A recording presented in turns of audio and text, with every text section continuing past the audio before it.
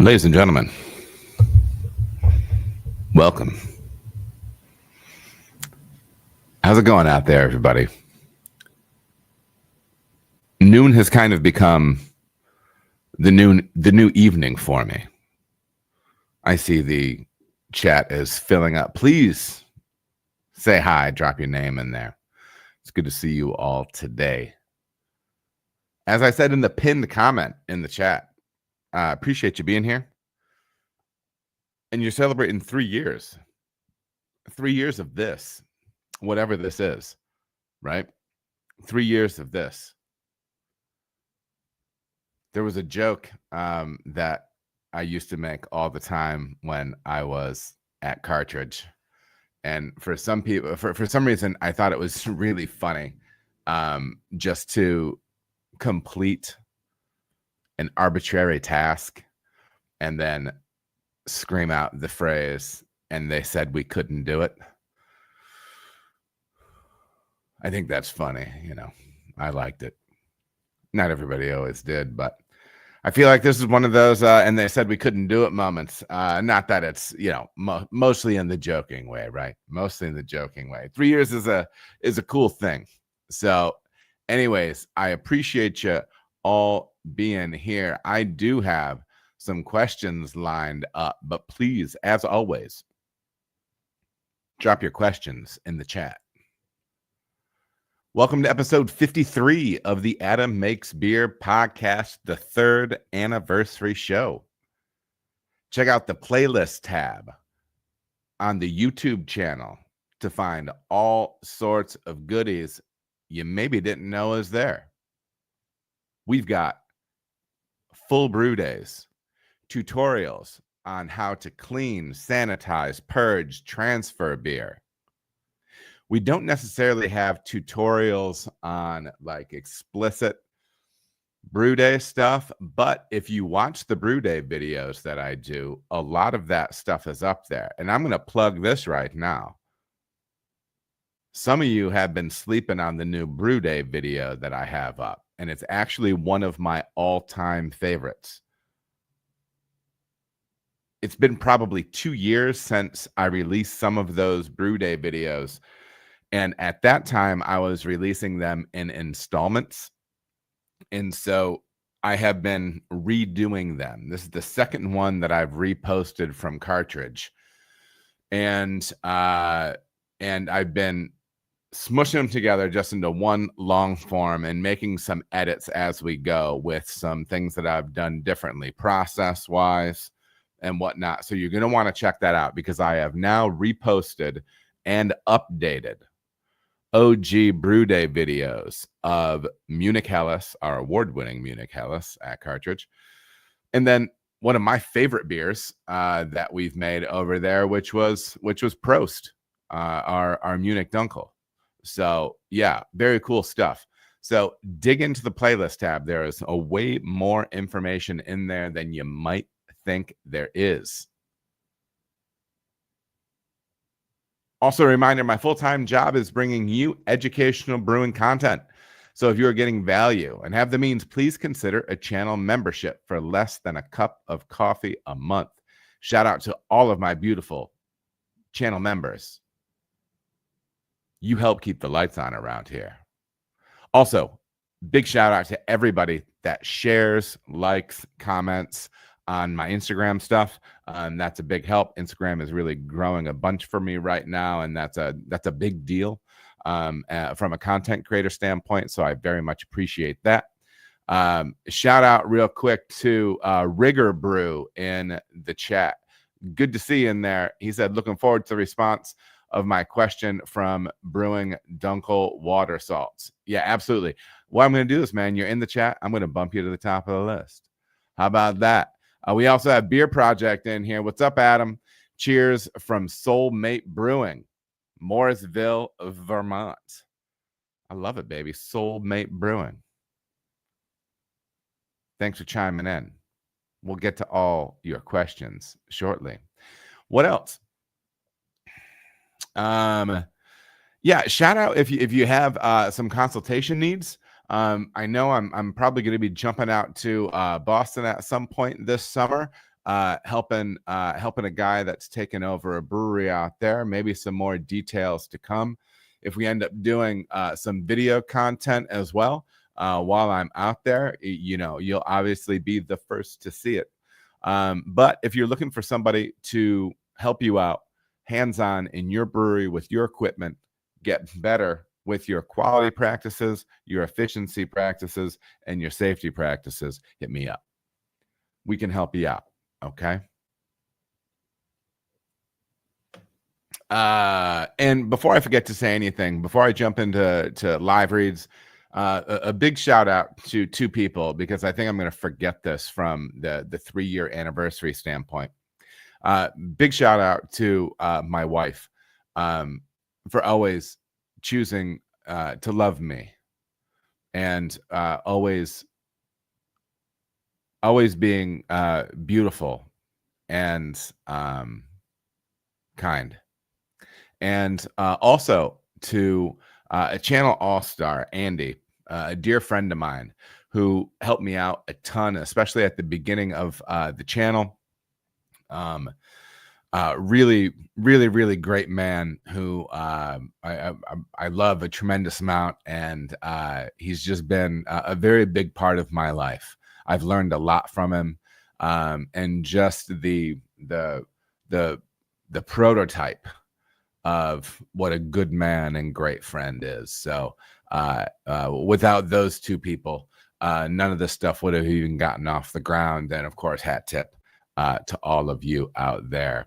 But speaking of a hat tip, ladies and gentlemen,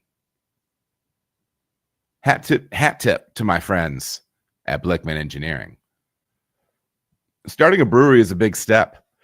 Blickman Engineering is here to help. Since 2006, they've equipped hundreds of nano breweries for success. Their new 3.5-barrel Pro Surface electric brewing system cuts maintenance and saves at least 30 minutes per brew day with powerful under kettle heating. From 1 to 15-barrel brew houses to keg washers and grain mills, Blickman has what you need. Ready to go pro? Contact Phil or Tom at ProSeries@BlickmanEngineering.com. BlickmanEngineering.com is a proud sponsor of this channel and loves to help brewers at every stage of their journey. I saw Big Drew at CBC. Drew's guiding the ship over there at Blickman. Good man. Like the guy. We're going to have some cool stuff coming up with them. But speaking of cool stuff, tracking and managing the financial health of your brewery is a primary pillar of success. Check out my boy David Lentz at Brewed Fiscally. This man has the industry experience and skills you need so you can focus on growing your business. Bookkeeping, fractional CFO support, financial management system design, business plan review, hit up your boy. Check him out at brewedfiscally.com or shoot him an email at david@brewedfiscally.com. He's good people. Right. Now that we've paid a few bills. Hello again to the chat. Welcome to everybody that's coming in there. Please make sure to drop your questions if you have any. You know, I'm gonna get wild here. I'm gonna go out of order. Okay. I have AMB news, Adam Makes Beer news coming up, but I am gonna jump to a question real quick. Rigger is in the chat, and this first question comes from Rigger Brew on YouTube. I heard you say you only add 2 salts. Now, this is in reference to the Prost or Munich Dunkel full brew day that I did, about an hour and a half long video. If you're looking at just plunking down on the couch, you'd be surprised how many people watch YouTube on TV. It's pretty crazy. I've seen my stats. People are putting me on the big screen, you know, the small screen, but the big is not the small screen, not like Purple Rain here, but the smaller screen being the TV, but kind of the big screen, right? People are watching me on that size screen. So 2 new revamped brew days out there. Check them out. Okay. There's a lot of value to be pulled out of those. Just seeing the pace of the work day, what we're doing, why we're doing it. me personally, this Prost video, again, is one of my favorites. And in that video, I mentioned that I was only using gypsum and calcium chloride in that beer, along with some acid for pH adjustment.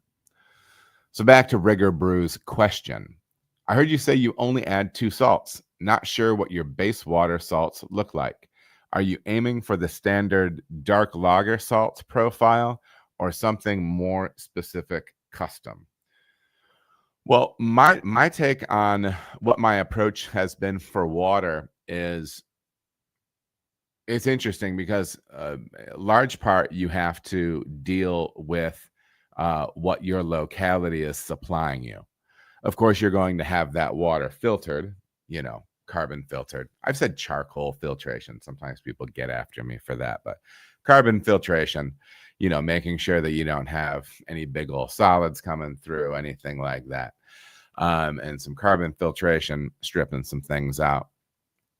But most places that I've worked have had, depending on what style of beer you're making, a relatively hostile water profile. I've had some places that I brewed with residual alkalinity, through the roof, tons of dissolved solids, very hard water, water that throws tons of scale. I remember one time I hit up the esteemed John Palmer with a water question, and I hit him with those numbers. And he goes, "That's impossible. That should just turn immediately into scale." And I said, "Oh, sir, but it does." So I've had some interesting water to work with over the years, and that includes that time at Cartridge. And I say that time because the municipality has actually made some changes on their level that has reduced some of the hardness, the temporary hardness, the residual alkalinity. That water is a little bit easier to work with, but there was a period of time where we just had to dump so much acid into that water to buffer the pH down. It was pretty crazy. So yeah, kind of my big approach with water. I've never been somebody that has worked with RO water or distilled water, whatever. When I say that, I'm talking about a water source that is essentially coming to the table with no profile, with no mineral profile, and you build it up completely from scratch. So being that I'm dealing with these water sources that are chock full of things, it's now with my buddy Bill and Andy down in Raleigh, and they're brewing, and it's almost zeros across the board. They're almost brewing with straight RO water. It's pretty wild. But maybe it's not that bad, but compared to what I'm dealing with, it basically is.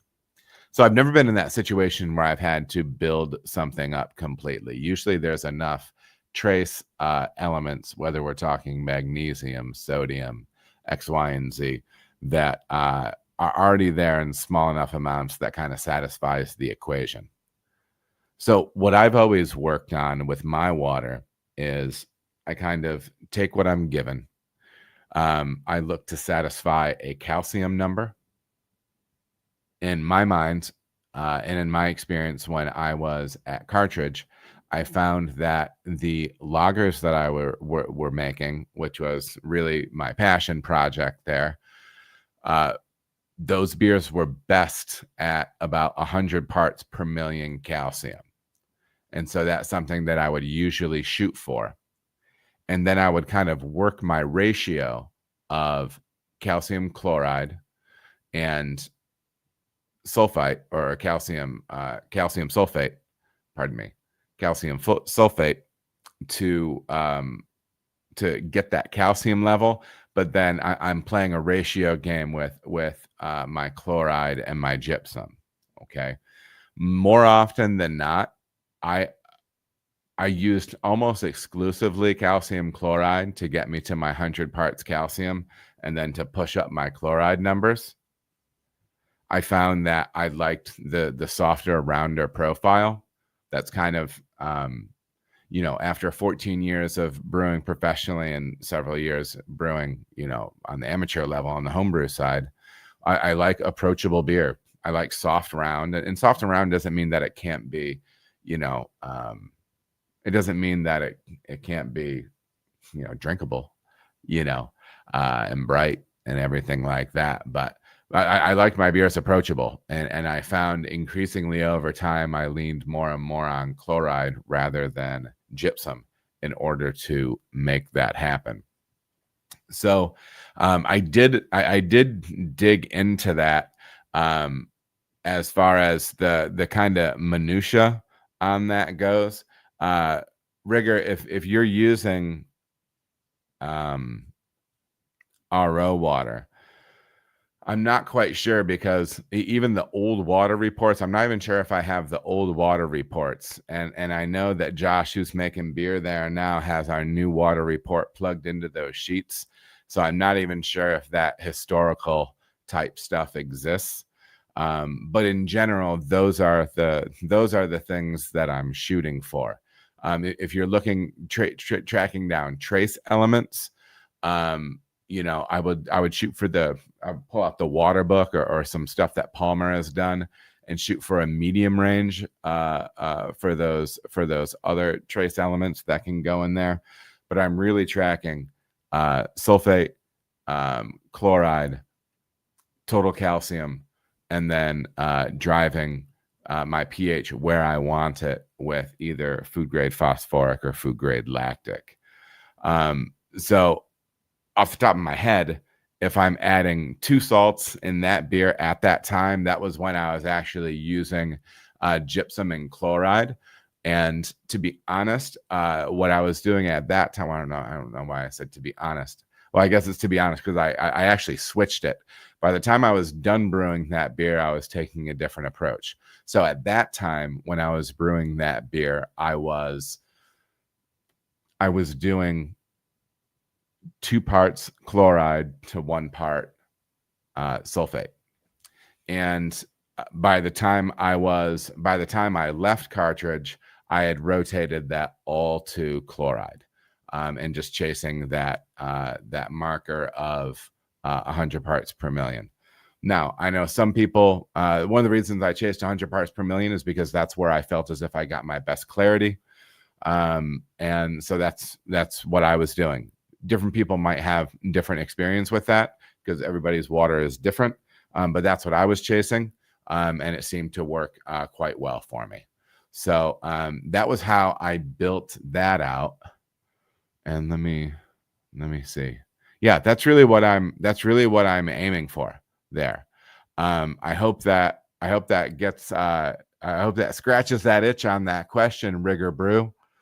Good to see you in there. I think that might be the first time I've answered a question for you, at least under that name, because I do know there's some aliases out there. Not that that's a bad thing. I saw one of my favorite aliases at CBC this past week.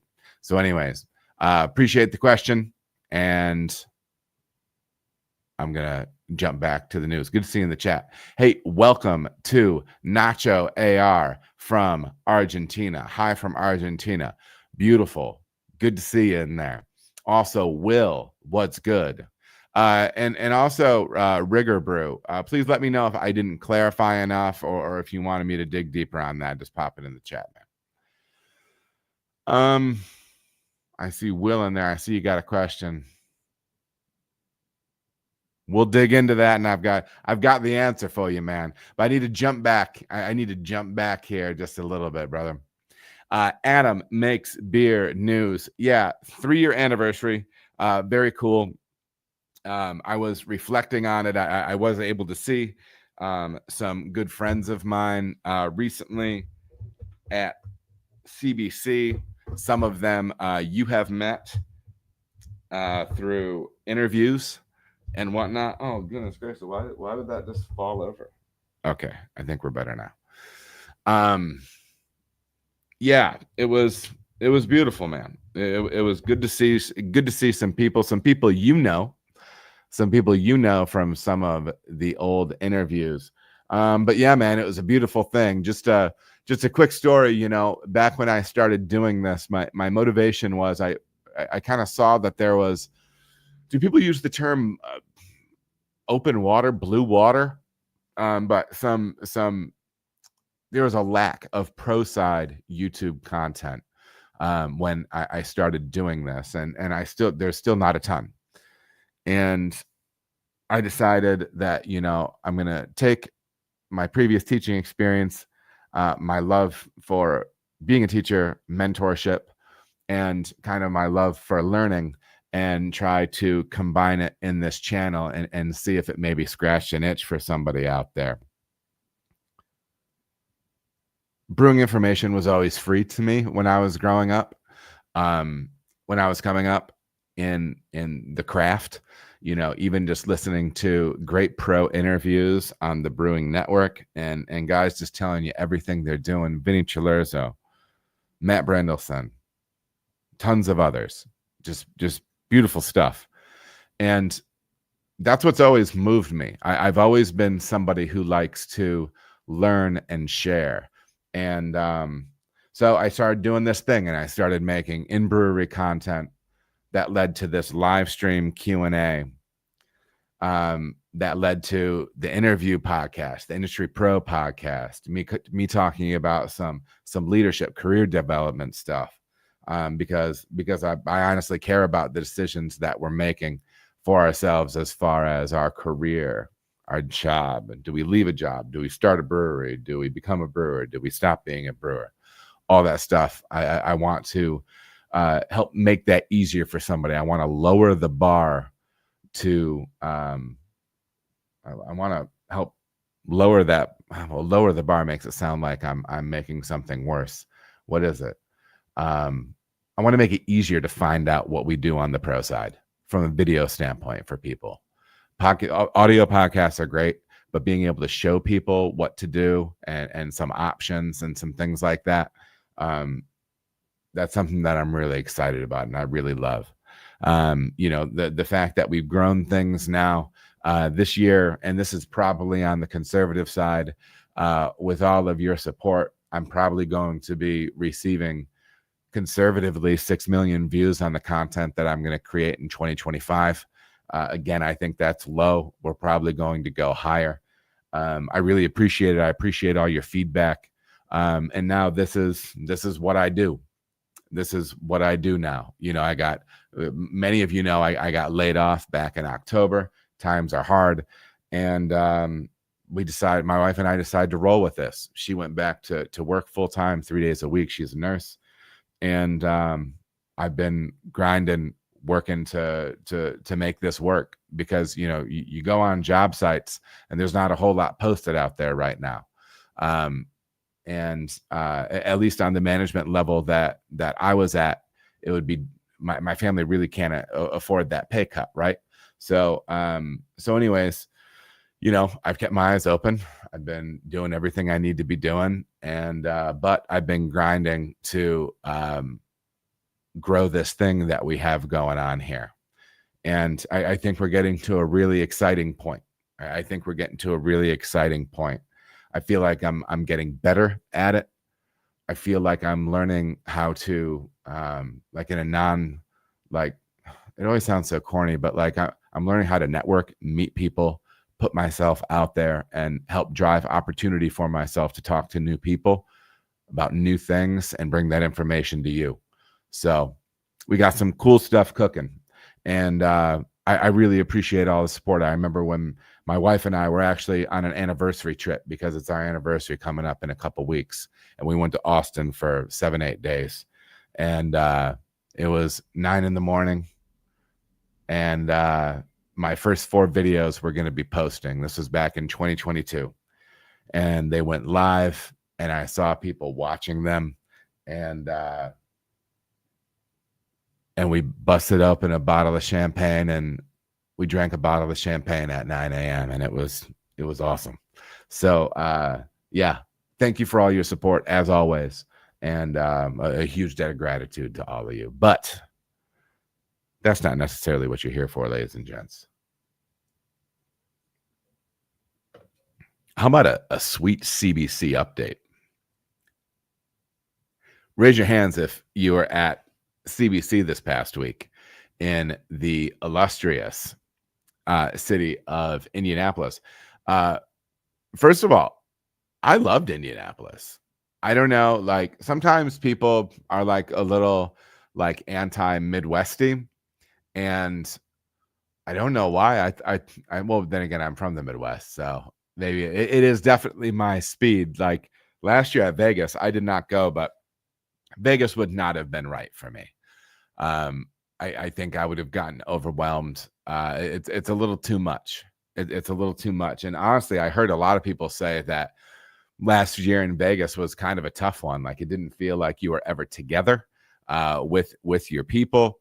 And it just felt spread out and distracted. And yeah. So anyways, I loved Indy. I thought it was great for walking around. I had a hotel right by Lucas Oil Stadium, which was amazing. Then when they had the big opening thing there, went down on the football field. People were kicking field goals.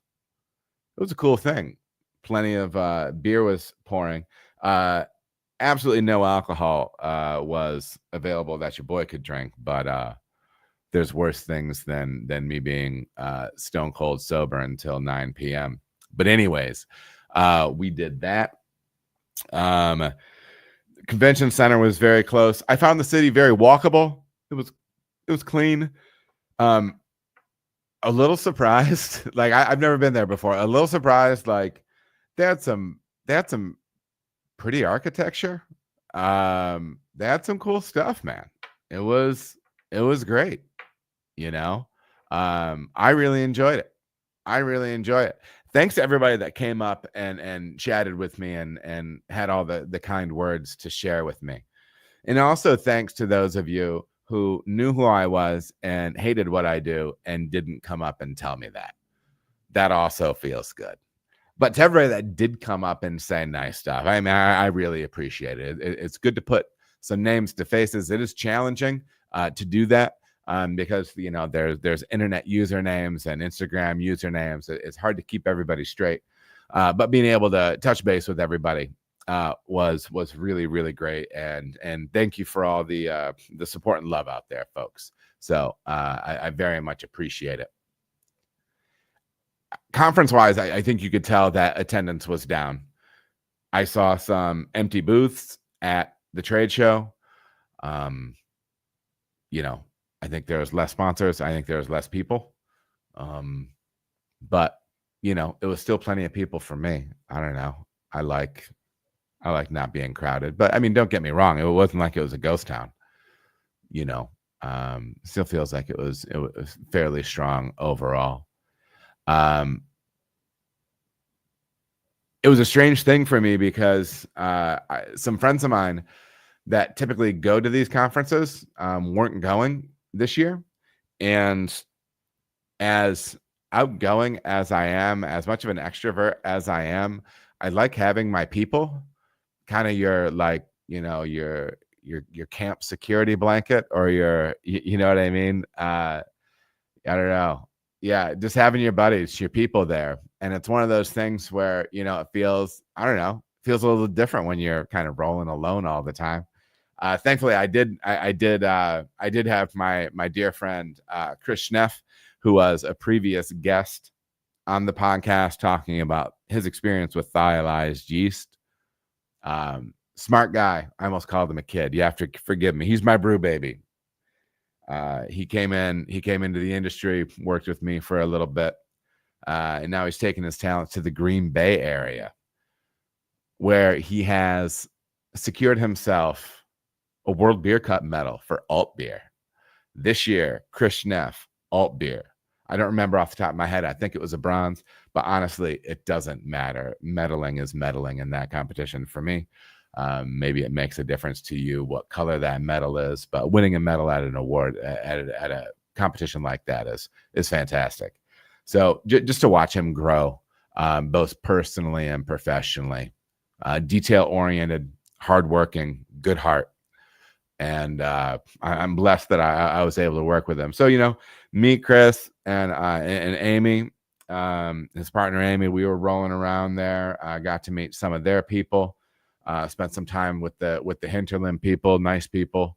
But yeah, Yeah, it was interesting. This conference definitely pushed me outside of my comfort zone. I think most of my time was on in the trade room, trying to meet up with folks and talk to people. So I didn't attend any talks. It's not that I didn't think that there were any not worth attending. There was a great one on check pills that I'm sure is fantastic. It sounded like they had some OG folks in there talking check pills. So that's something that I'd like to be able to get my hands on later and listen to. But yeah, good stuff there. And also I did do the talks every morning. I had earlier evenings. The older I get, the earlier my evenings are. I think I was first couple, and I think it was 10, 11, and 12 for me. That might have been my escalation and hours that I went to bed at. So it got a little wild at the end. I went out with the Dear Buddy Rock and had some cocktails, and it was a good time. It was a good time. But I did the morning talks both days, and both great. But the one of primary importance to me was the talk that the new CEO of the Brewers Association, Bart Watson, gave. I've been a fan of Bart's for a long time, man. He was the chief economist for Brewers Association for a very long time. Fun fact, also in the Ultimate Frisbee Hall of Fame. I'm not lying. So it must be a baller at that. But what I love about listening to him talk, and it was kind of a state of the industry talk, right? It's kind of a state of the union. And what I love about Bart is I don't know what this is. I feel like, and maybe it's because I'm like kind of a smaller town Midwest dude. And maybe this is like this other places too, but in my mind, it's something that's I don't know. I feel like you get a chance to pull my leg once, maybe you get a chance to kind of massage the truth or to sugarcoat something with me. I don't like it. I like people being direct. I feel like you have one chance to kind of get up there and tell the truth with me, and that's where I feel like that's what he does. He's obviously data driven, but not even just say for a numbers guy, because that sounds like a backhanded compliment.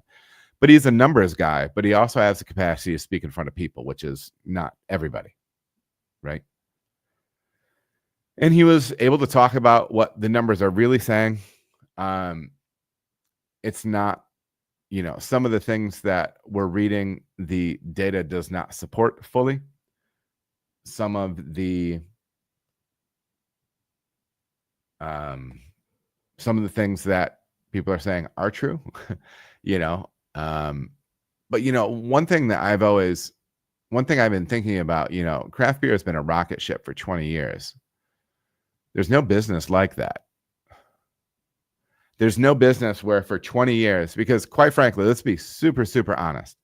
What other industry do you say, okay, we're going to have no experience, no operations experience, no professional brewing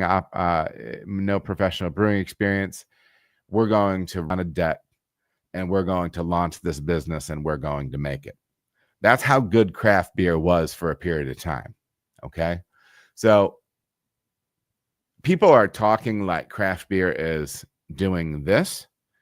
Certain segments are not doing the best, right? But I think we're leveling out. We're certainly plateauing, and there is a slight downgrade, right? But the reality is if we want to be in this space, stay in this space, or join this space, we need to do it in a smart way. But that's every business, because like I said, the trajectory we were on for so long was unsustainable. So like in some ways I feel like it's like when you first Like, you're the newlywed, right? Like everything is fresh, wonderful, new. You have this new life together. Everything's amazing. And then it's 20 years later, and hopefully that's matured a little bit, because some of that fuel that pushed the early relationship has burned out, right? You actually have to keep growing. And I think that's the point. We're past that initial, oh, this is amazing portion, right? So anyways, I think Bart does a great job with that. I'm fingers crossed. I did talk to a guy at the BA that might be able to help me out. I would really love to have Bart on the Industry Pro podcast, because he's just a good talk, and he went further into things, as far as projections, but I'm not an economist. He is. He knows those numbers better than me. So I'm actually going to try to hold off on trying to dip too far into that, and maybe we can have him on and have that discussion with him, which would be fantastic. My one I have 2 windows here, ladies and gentlemen. I need 2 monitors. Okay, one for each one, but I have 2 things on one little laptop screen, and sometimes they jump around on me. So what else?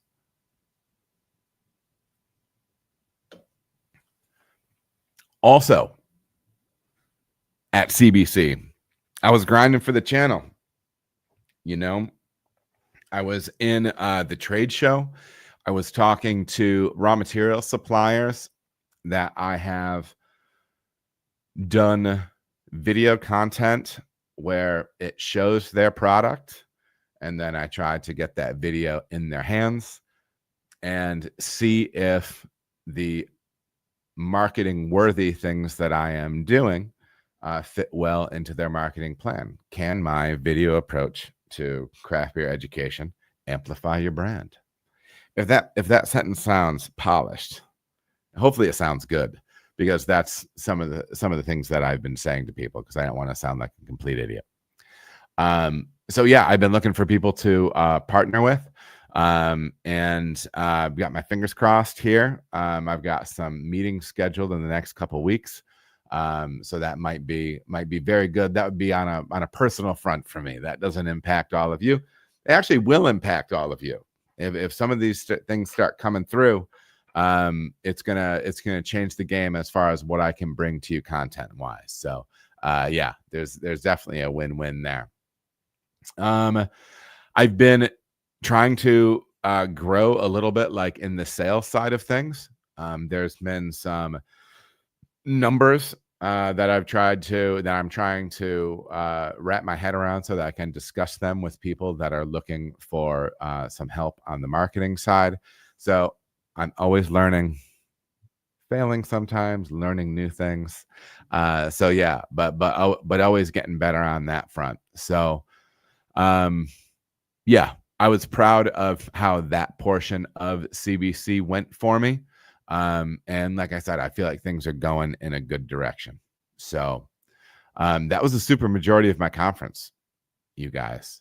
As far as Brew Day content, I already mentioned the revamped OG Brewing and award-winning Munich Helles. Brewing Prost, my favorite Brew Day that I have ever posted on the internet, on the YouTube. Hit it up. They're both in the ultimate something Brew Day kind of thing playlist in there. Go back and give those another watch. They're worth it, especially those of you. I was just coaching up somebody the other day, somebody I'm going to do some consult work with, and I'm like, listen, watch these couple Brew Day videos over and over. It's really going to prime you very well for when I get in there with you and work with you hands-on, right? So yeah, check it out. I am going to be brewing with Josh tomorrow. They're brewing their Sip Trip collaboration with 50 West, another channel all-star, 50 West and Cartridge, friends of the channel. What else?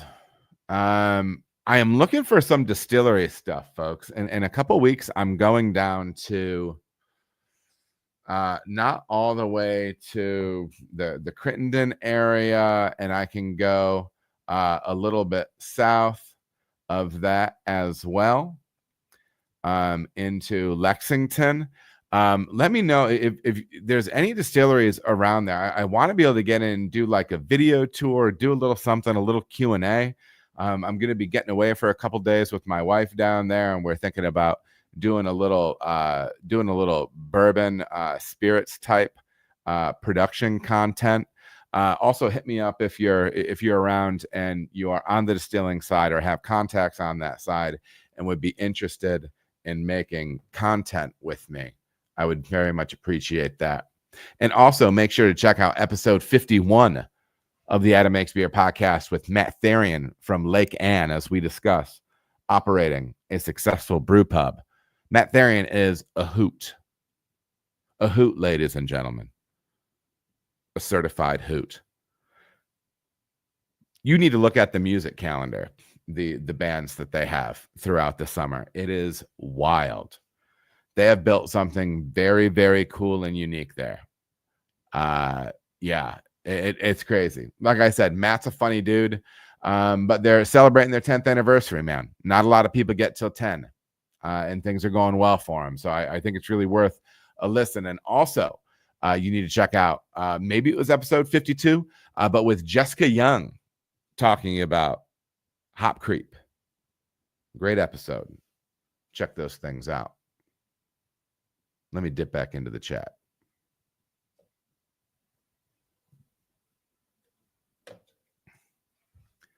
Big thanks to Will, who is in the chat. Let's take Will's question.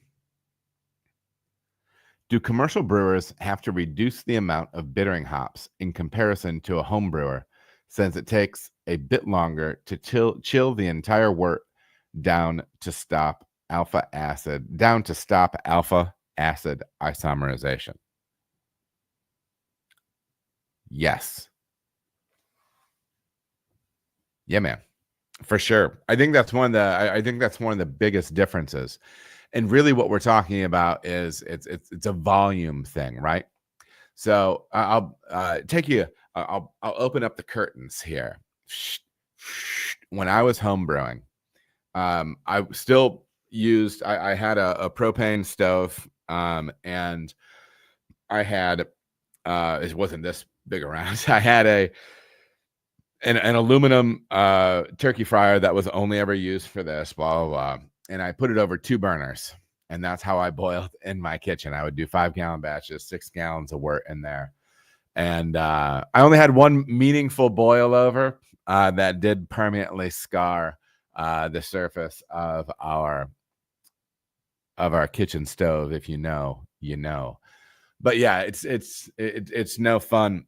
And but what I would do is, I was a crazy person, so I would have pre-chilled water because I had an immersion chiller. So I would kill my boil, and then this was dangerous, but I had a pre-chiller, so I had a smaller immersion chiller that was in a bucket of salt water, of ice water. So it was mostly ice, a little bit of water, and it was also salted to drop the freezing point of it. So I would push the tap water through that, and then that would feed the immersion chiller that was inside of my kettle. And then I would put the whole kettle into and I would immerse that in another ice bath. And so I would cool my 5 gallons down in about 5 minutes. Okay, down to pitching temperature. About 10 minutes for lagering temperature. I always thought that was cool. The reason that I mention it is everybody's cooling time is different. And when we get back to the volumetric side of it, the volume of everybody's kettle is different. The insulation level on everybody's kettle is different. There's a lot of factors that go into how long that liquid is going to be at that temperature. Factor in things like whirlpool rest, waiting for that wort to stop and settle, and then knockout timing. How long does it take to knock out or transfer that beer from a fully hot state to a fully cooled state in the fermenter. So as you mentioned, there's a lot of different variables on that side.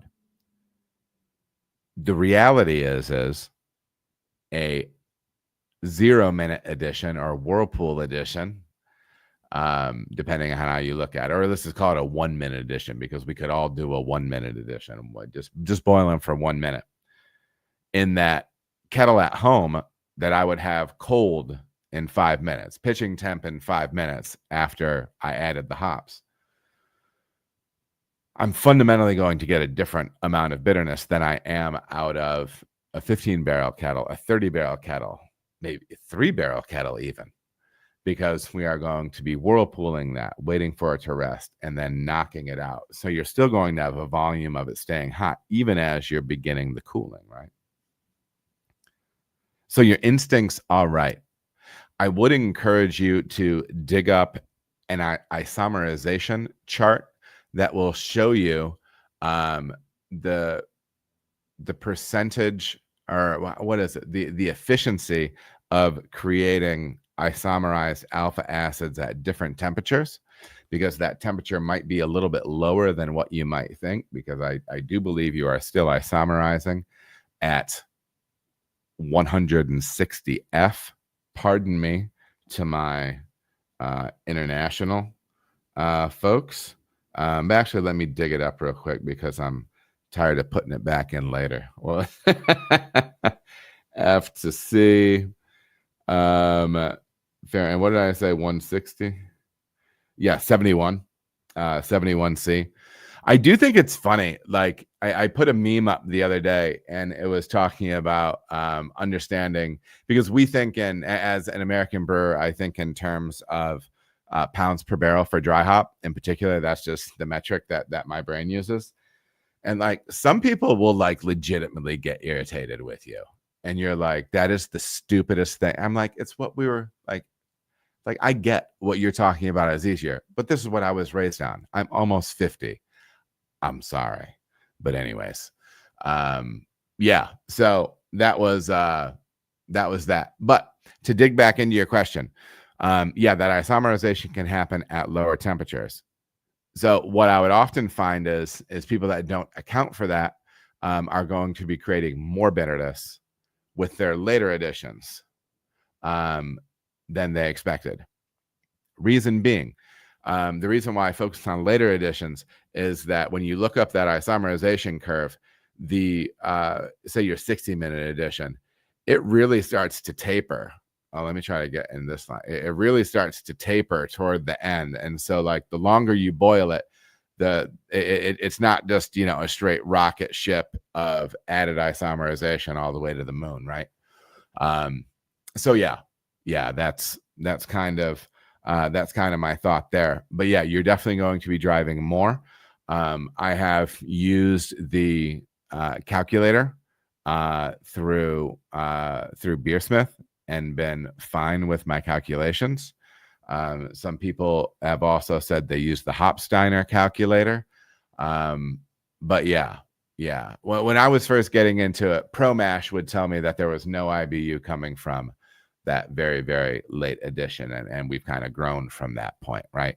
So yeah, I would say that is one of the bigger adjustments that people have to make when they're scaling up to the next level. Will says, thanks. I only homebrew. Again, don't say you only homebrew. Thanks. You homebrew. You don't have to apologize for it. It's great. It's great. I homebrew, but I have been wondering about that for a while out of curiosity. Yeah, man, that's the deal. Your head was in the right spot, Will. I appreciate the question, brother. Good to see you in here.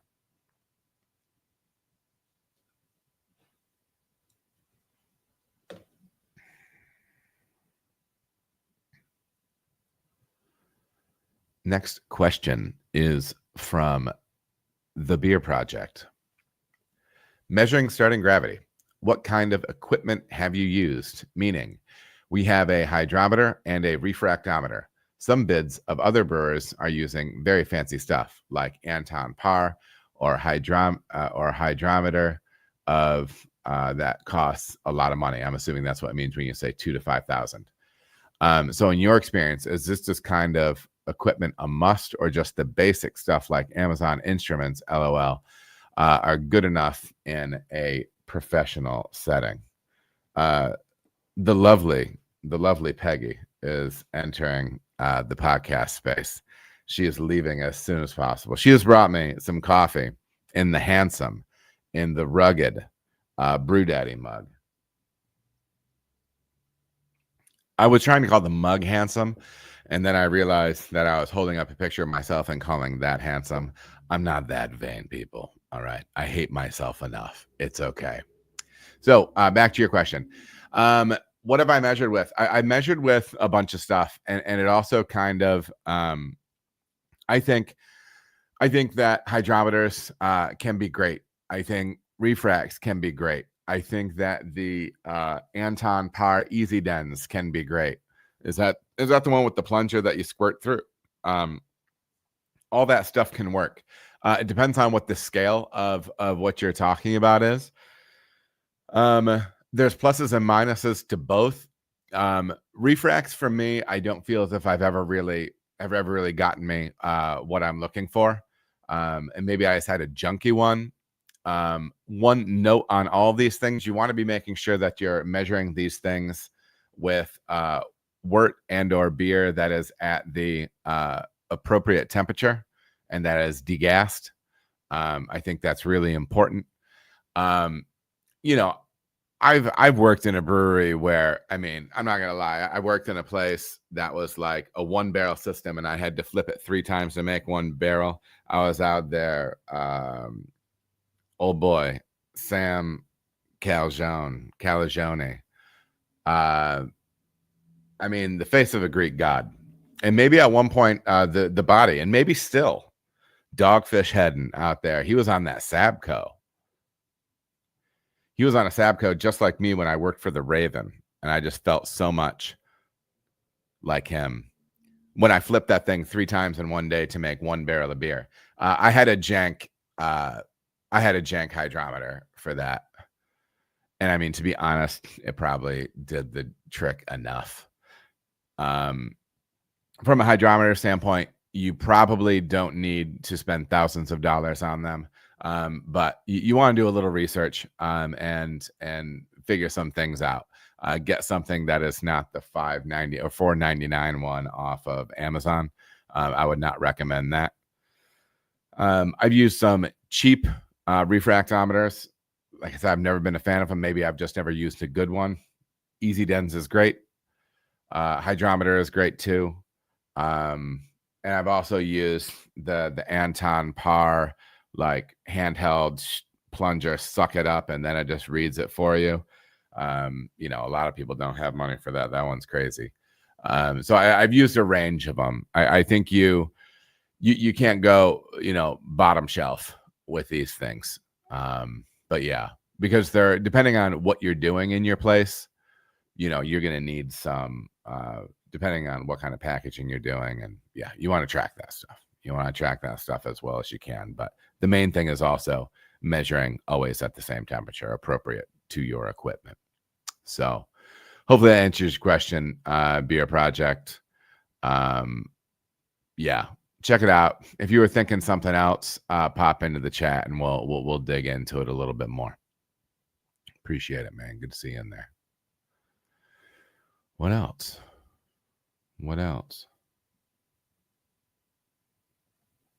Pardon me for just a second, my live listeners. I need to pop in on something here. Sometimes life is busy.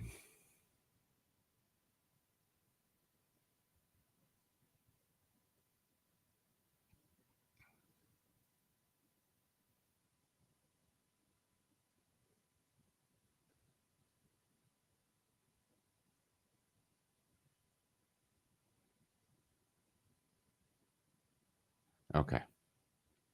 All right. Let's get it. Next up is a question from Jez on Instagram. First of all, Jez, thanks for dropping the cue for me. I wish I knew how to incorporate real coconut without it looking like last night's gravy when it's time to cold crash. Yeah, this is a tough one, man. And this question came off of a reel that I posted across platforms. And it's interesting. Because coconut is great in beers. You know, I mean, you see vanilla used everywhere through baking. It's kind of a magnifier. It can stand alone on its own too, right? Um, I think coconut is very, very similar. I think coconut has the unique ability. Obviously, everybody knows the aroma, the flavor, which in some ways has some vanilla-like character to it, to me. But at least you could put it in the same family. But it also has this capacity to create fullness, right? Richness, especially when you're using real coconut. The problem with that is, in my understanding, part of that is the fact that you are actually extracting fats, lusciousness, other flavor compounds out of that. Maybe even there's some pectin or something, you know, from a solid standpoint, right? And so usually what you have to do is, when we were talking in that podcast with Sarah Nadine from Misfit Brewing, go check it out. She's talking about making West Coast IPA and big old adjunct stouts. She was talking about how she uses coconut. And I think she was using maybe 7 or 8 pounds per barrel. You got to use a ton when you're using real coconut. And picking up haze on those things, it kind of just is what it is. You can pick styles that it goes with well enough. I've used both shredded coconut. I've used the coconut purees out there from Cholaka in particular. I think they're great. I've always hated how you put coconut into something darker and you're going to pick up some level of haze in there. And I think the haze is, I mean, it's the actual coconut goodness in there, right? So if you pull that out, if you filter that out, I feel as if you're going to be losing a lot of the character that you actually want. The density, the unctuousness, the deliciousness of that. Now, you can also hit a range of natural flavoring, folks, and dose that up too.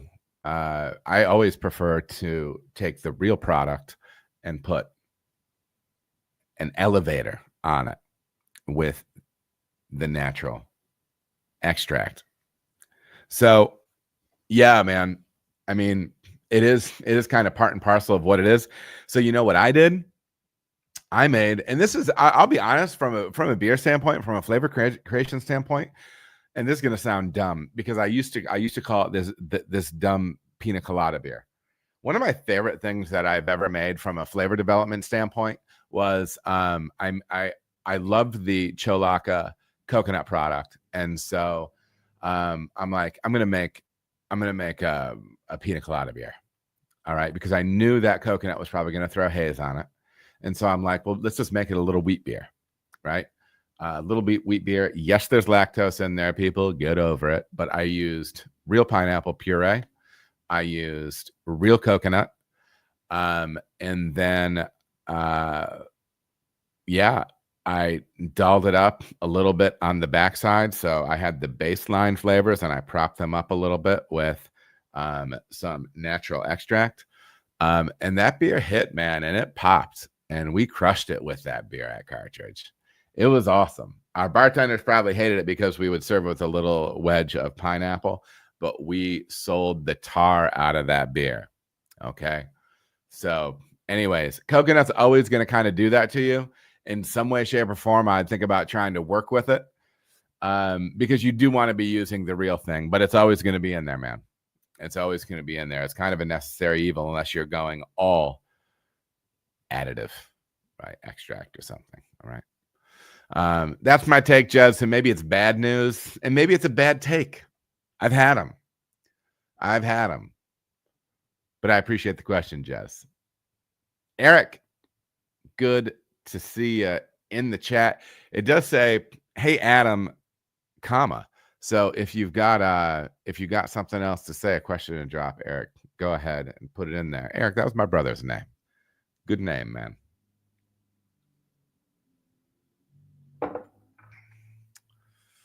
What else? What else?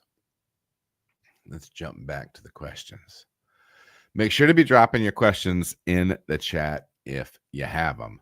Next question comes from Rizzer on YouTube. I see that AT1 canner. What's your experience with it? Rizzer is asking about the Prost Brew Day that I've referenced a handful of times in this one. If you haven't seen it, you need to see it. Brewing Munich Dunkel at Cartridge Brewing recently posted. Get in there and watch it. Hour and a half. It's fun. It is informational. It's the kind of stuff that you can watch and just absorb stuff from other people.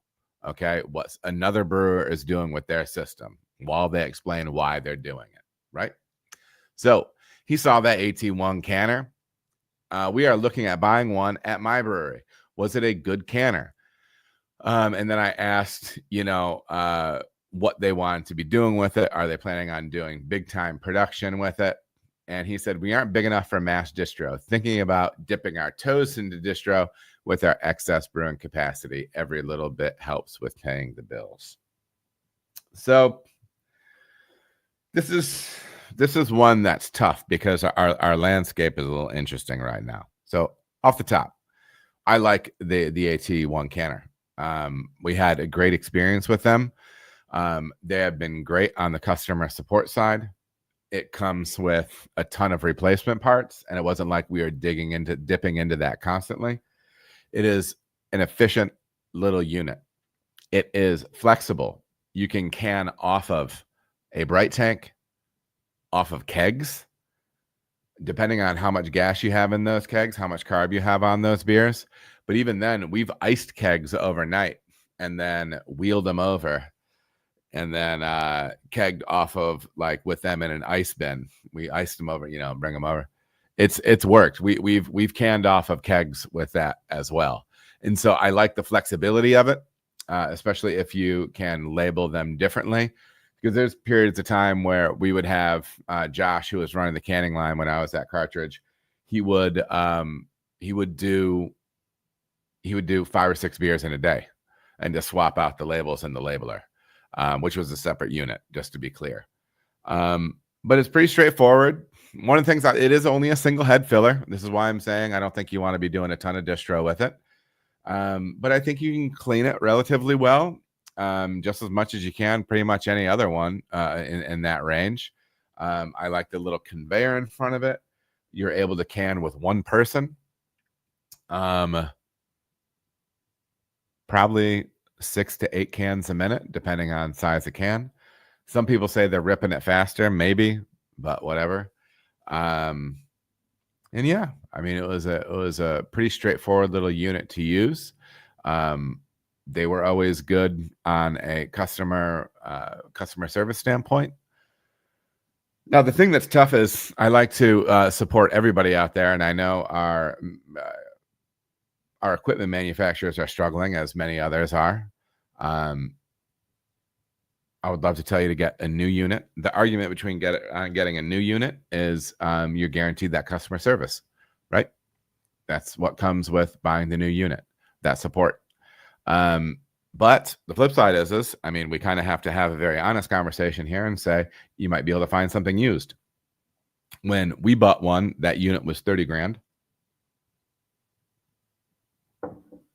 When I saw someone just post one for 27 used, and that feels a little bit high to me, but I doubt that guy's listening to this anyways.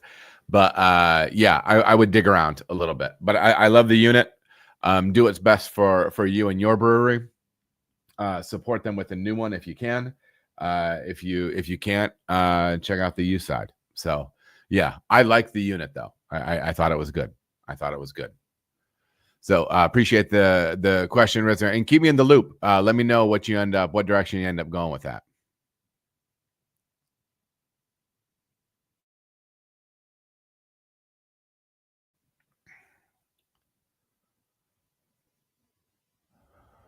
Okay. So Eric in the chat asks, I was going to ask about making a passion fruit sour. We made a little less tart other than adding. Oh, you're asking how to make it a little less tart other than adding lactose. So you already have the beer, it's finished, and you're trying to back sweeten it, or how to build that beer in the first place. We can kind of break that down across multiple planes. If you're still on, Eric, and let me know what you used to ferment this beer, what you used to generate acidity, or what your approach was, and then we can hone in on that. And you can have some time to answer while I'm kind of talking about some baseline concepts with this. One of the things that's really interesting about passion fruit is if you use it to a certain level, that stuff is ripping tart, man. It is really, really tart stuff. At least stuff I've used in the past. Get some spec sheets, whatnot. But what's really great about it is if you build some sweetness behind it, man, it's bright and it jumps and it's wonderful. Eric says he's using Philly sour. So usually there's, Philly sour is not known for being incredibly aggressive with the intensity of, I believe, lactic type acid that it creates. Philly sour is an interesting yeast, and it's been a little bit since I dug into this, so don't scream at me in the comments. But it is a yeast. Pardon me. It is a yeast that you can pitch in your fermenter. It is a clean yeast that will first go through a period of acid creation, which typically lasts, I believe, 1 to 3 days, maybe plus or minus a little bit, where it will drive all of your acidity, and then it will switch to alcoholic fermentation and do the rest from there. There are tips and tricks to using that yeast. I have some content out there, and I believe that's a Lalamon product. I know they do too. So there's some tips and tricks with that. But that strain is not known for making a beer that is aggressively sour. However, if you take a tart base and then slam it with passion fruit, you could get something overly tart. Now, I do know that sometimes people will monkey with adding things on the backside. Just let it be said, this is something that I don't like doing. It drives me crazy. And sometimes, what I have seen some people do is take, they know how much lactose they want to get into something, how much maltodextrin they want to get into something. Essentially making like a thin syrup with it, boiling it, and then pushing it into a finished beer and circulating it. That's possible. There are so many things that can go wrong doing that. I even hate, me personally, I just hate the idea of this. And I know some people do it and they have a great process for it, but it gives me the willies. I hate this. Okay. So that is one thing you can do. Some people use maltodextrin in a use case like this, or in the kettle, and it gives them the results they want. And it's smart people. It's Scott Janish. Scott Janish will talk about sometimes back sweetening a hazy that he needed to get the residual sweetness up on. I've used maltodextrin in that way, and I've seen the numbers prop that beer up. I've seen the hard numbers that say that the residual gravity is higher. But it never came across in the finished beer. And it was 5-10 points. It was 5 to 7 points. Like, it wasn't insignificant. And yes, I'm talking gravity points here. So, it was, over 1 to 1.5 Plato, right? So, yeah, I mean, I'm not wild about either one. I mean, you can brew another beer and build it back with lactose and blend it. But that can also be just a pain too, right? That's time that's sitting on the beer. all those things. I believe there are also some products, and I would dig in. I'm not the best with additives, but there may be some additives that can be added on the cold side to lift up sweetness, that are non-fermentable things, but they would have to be things that you would be comfortable using. So I would dip into that a little bit, dig into your LD Carlson, Country Malt, BSG, their additive section, and start digging through there, flipping through there, seeing what they might have, or hit up your rep. Speaking of a great rep, I had a great conversation with LD Carlson, my buddy Michael Brooks. We chopped it up for a moment at the booth, at the old LD Carlson booth. So yeah, but check them out and see if they can help you out. So that would be my take on it. Like when you're running it back, you can use lactose for sure. You could do, if you were pulling every lever to create as much acid as you could with the Philly Sour, you could back off on that because you can build in dextrose.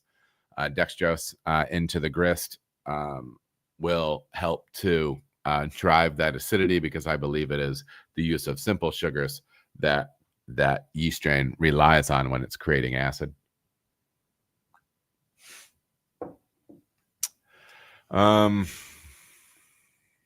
What else? Yeah, I think that's it, man. As far as the rebuild, build it to be less acidic, because passion fruit is so great. Passion fruit is so great. Yeah. You might have to build it in with lactose. I would personally even just be, something that I did with hibiscus, which might sound strange. And I always used enough hops to make it street legal, a little drop in there. But sometimes you can drive almost all of the balance you need with the beer from the acid that's going to be coming from the fruit. So, maybe you can do some things there, because you can pull a lot of acid from hibiscus too. And that's something I did a hibiscus beer there that had, it was very popular, and it had some success on the metal circuit as well, and the competition circuit as well. So just some things to check out. So appreciate your question. He follows up with, thanks. Lactose seemed like an easy fix, but not necessarily what I wanted to do. I thought there might be a complementary fruit we could add on the backside. Yeah, and I'm also a little, because any sweetness that you're going to add is going to help balance that, right? So it depends on how much residual sweetness is in that fruit, especially how much, and also looking at how much acidity is in that fruit too. So if you're, because really you're talking about back sweetening at that point, using fruit to back sweeten. So if you're adding another very acidic fruit, that can also play in too. But yeah, you could back sweeten it with fruit. I would have concerns on the stability side. You would obviously want to make sure that you would stabilize the beer with the recommended stabilizers through your manufacturers that you use out there. So yeah, Eric, that's my take on it. I hope it helps. But yeah, that is my take. Next question comes from, oh goodness.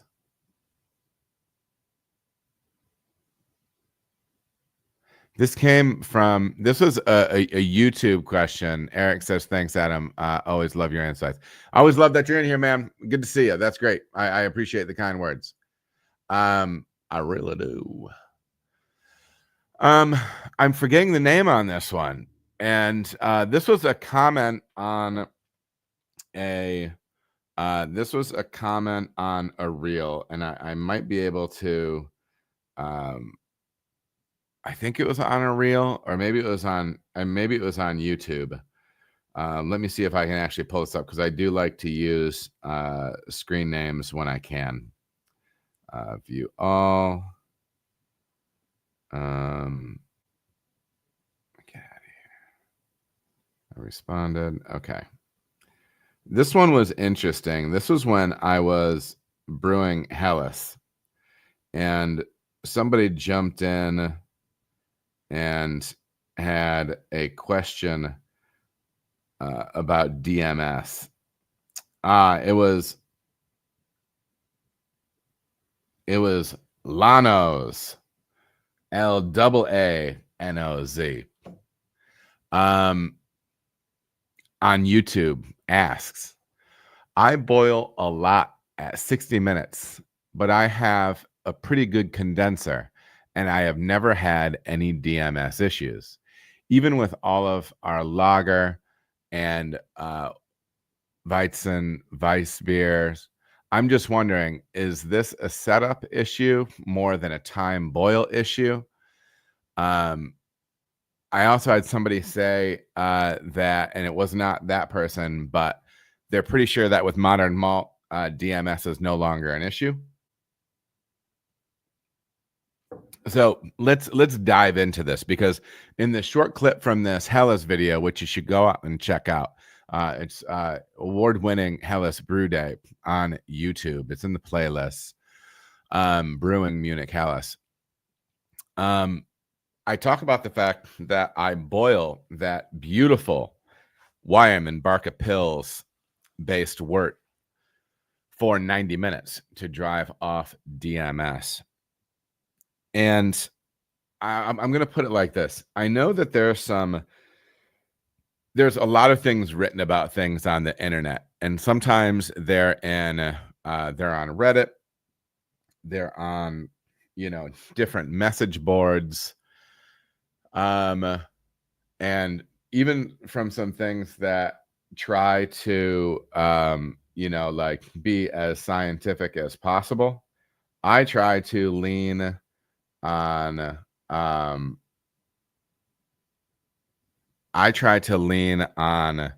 something that has a research data background, and I'm not, are people still throwing shade?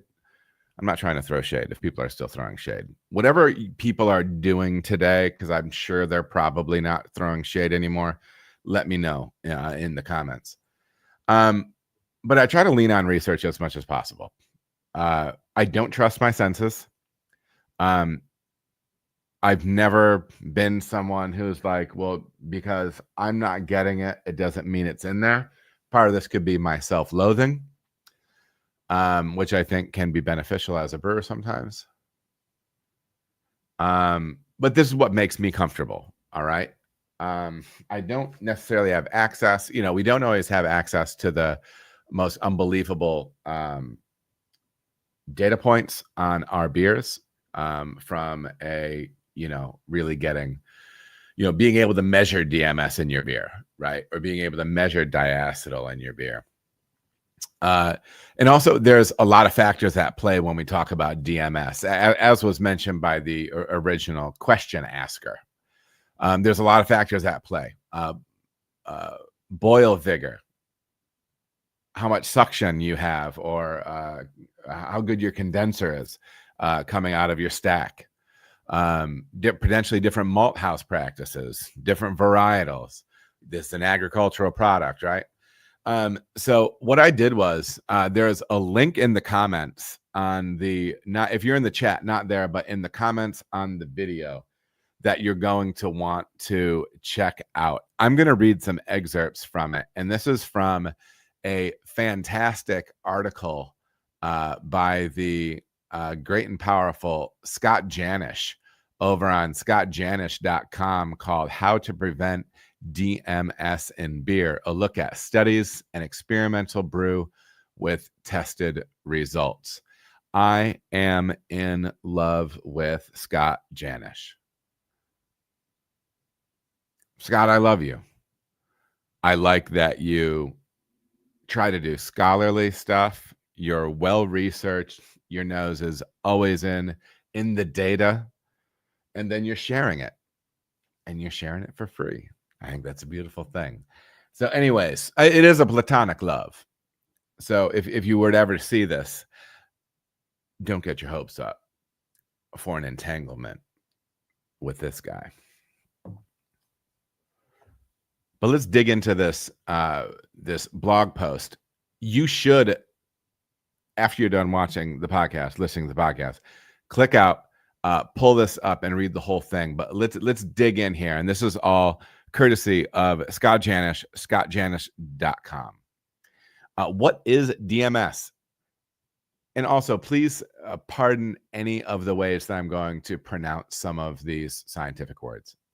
Dimethyl sulfide is a sulfur compound that is typically considered an off flavor in beer at high concentrations and is introduced into beer from the thermal decomposition, wort heating of S-methyl methionine or SMM. I'm just going to be calling it SMM. Produced in the embryo of barley during germination. Again, agricultural product. SMM finds its way into wort because it is readily dissolved from malt at all mashing temperatures. During fermentation, yeast can also reduce another precursor called DMSO, or dimethyl sulfoxide, that can turn into DMS in the finished beer. This reaction is by a yeast enzyme called DMSO reductase.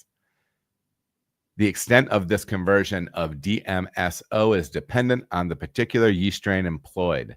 DMS also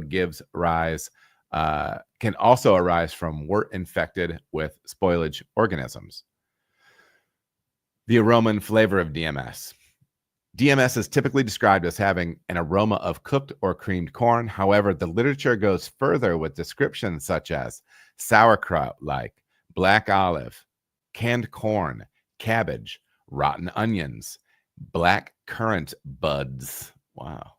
DMS is a major contributor to the aroma. Other beverages and foods, including many vegetables like asparagus, where DMS is the dominating character impact compound and is generally described as having an odor sensations of germ-like, mushroom-like, and nutty. White wines, milk, rum, and numerous cooked vegetables are also documented for having a DMS aroma and flavor component. Most brewers probably don't think their beer, especially ales, contains detectable levels of DMS. And listen to this. However, an interesting study of 13 commercially available beers were tested with surprising results.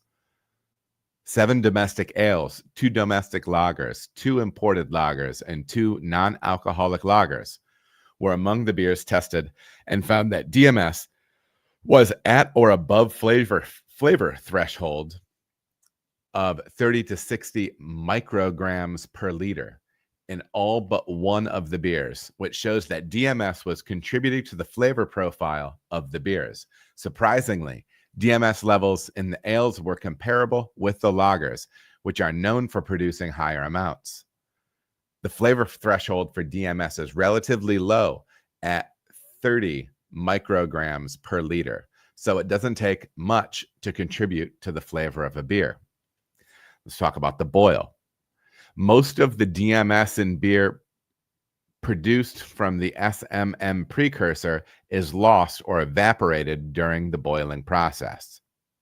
Specifically, it was determined that the half-life of SMM at boiling point is 37 minutes. Now, that's a little bit different than what I said in that one video. So we're all learning. A boil of 90 minutes removes approximately 3/4 of the DMS, and almost all of the SMM is lost during a 120-minute boil. Like I said, I've heard those numbers a little bit differently. I heard it being 45 minutes, and you got half of it, and then the other half with the other 45 minutes, but we're not going to nitpick at this point. The half-life of SMM is increased when the temperature is decreased. For instance, and here's where temperature is coming into play. If wort is heated but not boiled, like a no-boil Berliner Weiss, at around 190 degrees F, pausing for my internationals. Sorry for the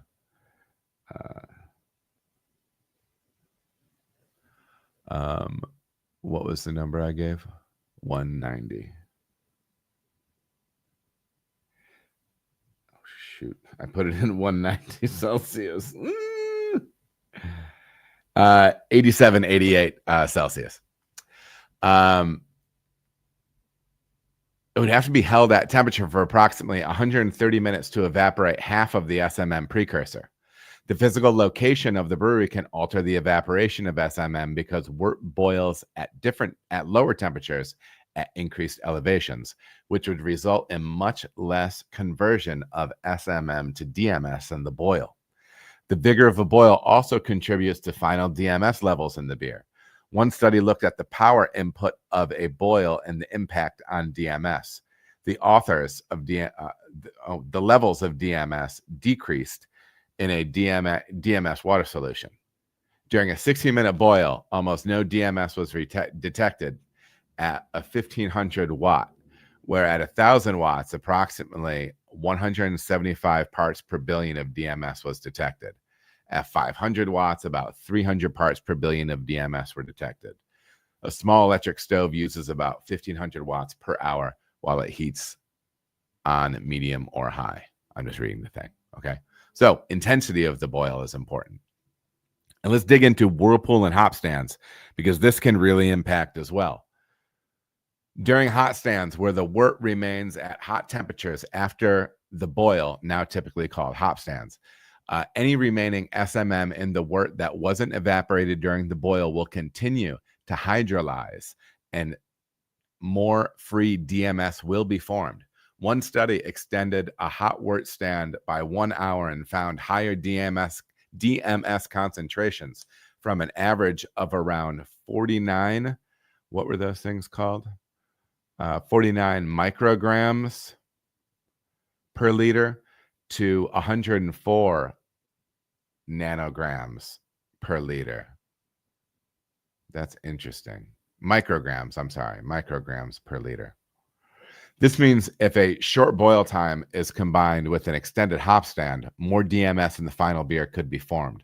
Or in the commercial realm, if a long whirlpool is conducted in a well-insulated vessel, or long transfer times occur at hot temperatures, this could lead to a continued breakdown of SMM that survived the boil. One other note on pH on this, folks, and I thought this one was an interesting takeaway as well. pH levels. It was found that worts with a high starting pH can lead to greater amounts of DMS in the final beer. The following chart shows test results of wort fermented with S. cerevisiae NCY C204 at different starting pH levels. So reference that when you check out the blog post, really the scholarly article, because he doesn't drop blogs. He writes the real deal.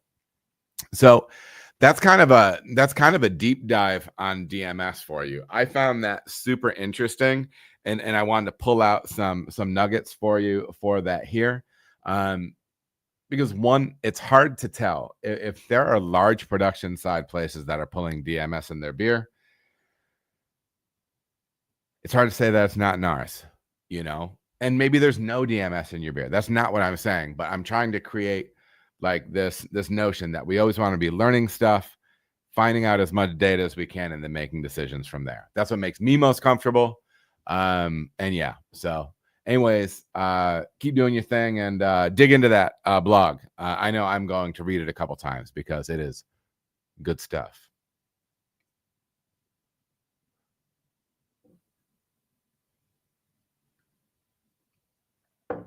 Next question. Just a moment.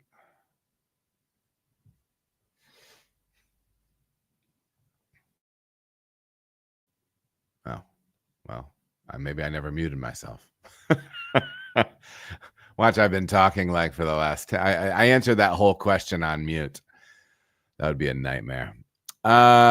Next question, and I believe that's next question, right? Yeah. All right. Next question is from John on Instagram. I have followed your YouTube page and gotten lots of great info from you. Thank you for all you do and share. You are welcome, John. I have brewed many ales, but I am having a hell of a time with my first lager, 7-barrel batch. I'm happy with the flavor. I think I personally hate lagers. Ooh, hot take. But cannot get it to clear up all the way. I have hit it with Biofine twice and read that a third time is not advised. I've been chilling at it's been chilling at 34 F for 5 weeks. So very close to zero for all of our C11 people out there. My diastole rest was not great, but that shouldn't affect clarity, right? I don't have a way to filter. I use 3470. You are not obligated to respond, but if you do, I would be immensely happy to hear any of your thoughts. I gave him a question and he said, I do not do any water adjustments. I use spring water from a great water source nearby. I should buy the strips, at least I'm sure, just never have. My ales and Kolsch have always clarified very nicely in that 2 to 3 days post, cold on Biofine. The only thing different in terms of mash was I added 10 pounds of biscuit malt, hoping for a little flavor infusion. Maybe that caused the haze. I don't think so.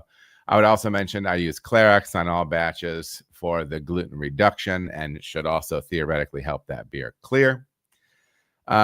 So yeah, we busted into this. So getting a beer that should be clear, that is not clear.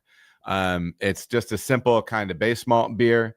There's no haze throwing components in there, oats, yeast, or oats, wheat, anything like that. So what's going on? So one of the primary questions I had for him was, when you do a pale in color ale, does that get clear? And he said, yes. Okay, so that's cool. So that means it lets me know that the processes that he's using typically work. Okay. And also in my experience, 3470 has dropped pretty well. It can stay up in solution a little bit. But you do want to be able to get that beer clear. There are tons of things that go into beer clarity, and I'm not going to touch on all of them.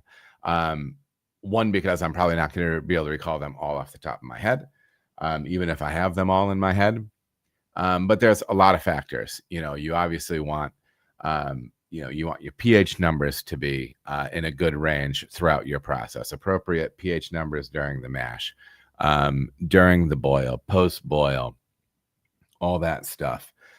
You want to have an appropriate level of calcium. So that's what I pushed him toward. I found that my lagers were dropping to the clarity that I wanted when I was starting to get close to 100 parts per million with calcium, to maybe dial that up. I did recommend that he actually sends that beautiful well water off to Ward Labs or somebody like that can give you a detailed, not generalized report like you would get from your local municipality. Because you want those hard numbers. You want to be able to plug it into, I guess Beersmith has one in there. Bruin water. I use Bruin water. But I'm sure Beersmith is great too. Great product. Great people. But yeah. So anyways, that's kind of my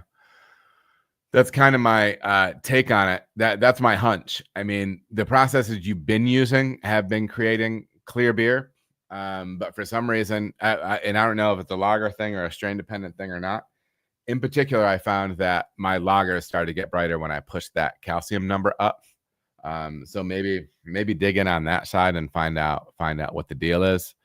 But yeah, hopefully that helps you out. I appreciate the question and all your kind words. That was John. Thank you, John.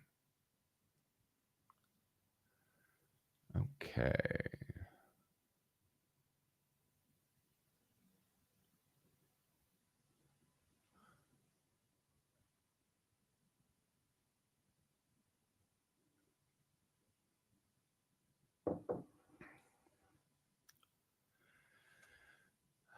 Okay. Next question comes from the Beer Project. About barrel aging. I have always been scared of what that could possibly bring to the atmosphere of the cellar. How other breweries just have casks piled up to the side of their fermenter without risk. Okay, so we're talking about barrel aging, acknowledging the fact that those barrels are not sterile. just a quick note. You do obviously want the fresh, wet ones.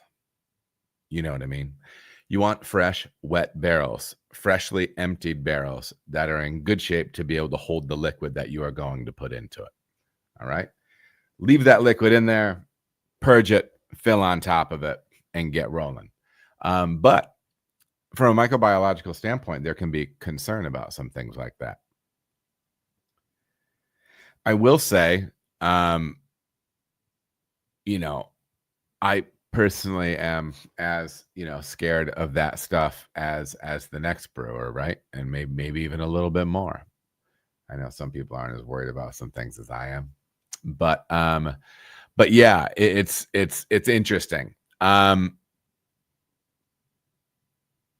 I personally wouldn't have. I'd be more concerned about like getting like chemical sprayed on the exterior of that barrel, and then potentially that leaching in through that wood. That would be something I would be uncomfortable with. So it'd almost be like for a different reason. I wouldn't have too much of a concern. Hopefully your brewery is in a position where you can be foaming your tanks. But I mean, there's spoilage on everything. There's spoilage on dust, and there's always going to be dust somewhere, and you can clean it and wash it down and stuff like that. But I don't blame you if you don't want that stuff aging near tanks. Then don't do it. I don't have any issue with that. But I would almost have it for a different reason. But if it's a comfort reason thing for you, I get it. Maybe you can cover them or something if you're concerned about getting the from the chemical side of things. Again, that would be my biggest thing. But yeah, I don't love having them in that space either. I like to have things that are stainless, things that are meant to be sprayed with water and chemical in that space, and that's not one of them. So I would try to avoid that if I were you.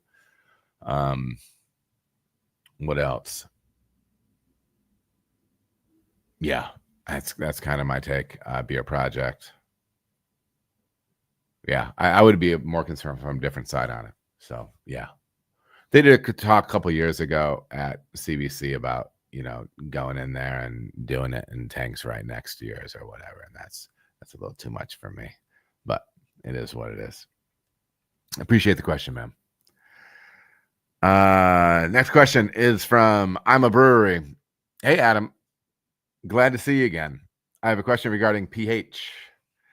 I fell into a little bit of, and I don't know if this is everybody from Australia, but I've heard some of my Australian friends out there say the word pH, and I think I maybe just said pH out of nowhere. I don't know why. Well, shout out to my Australian friends. That one's for you.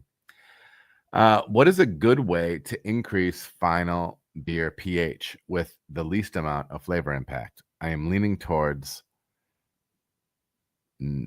NaOH, but it is risky. I'm going to have to look up that compound. I think it might be slaked lime, but let me see.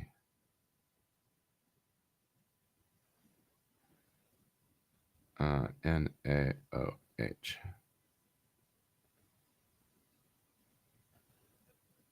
Sodium hydroxide.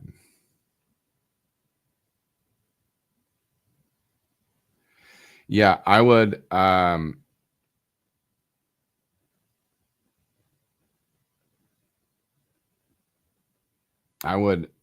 encourage you to look at. Oh, is that? Oh, wait, maybe that is. Maybe it's the same thing. Calcium hydroxide, common name, slaked lime. That's it. Yeah, man, I've used slaked lime, and I actually have a video on it on raising pH. So maybe dig back. I've answered this one relatively recently on a Q&A. So jump into just the videos and scroll around, and maybe it's adding pH, raising pH, or improving fruit beers, or stopping a beer from being too acidic. And it's a super deep dive, very detailed. Well, I shouldn't say super deep dive. It's not like the longest video, but it's very detailed what Julian Trago from Beechwood Brewing had me do to help me make a better fruited pastry stout because it got too tart because of the fruit I added. I brought the pH back up with that. And just a rough thing, you'd have to look back for the measurements per barrel or per hectoliter or whatever. It was essentially hydrating it, wearing appropriate PPE, food grade stuff, hydrating it with HLT water, and then pushing it in and mixing it into your bright or on transfer from a beer from one tank to another. So that's what that was. But check out, dig back and find that. It wasn't that long ago. It would be in the video portion of what I have going on. So anyways, ladies and gents, thank you all for joining me.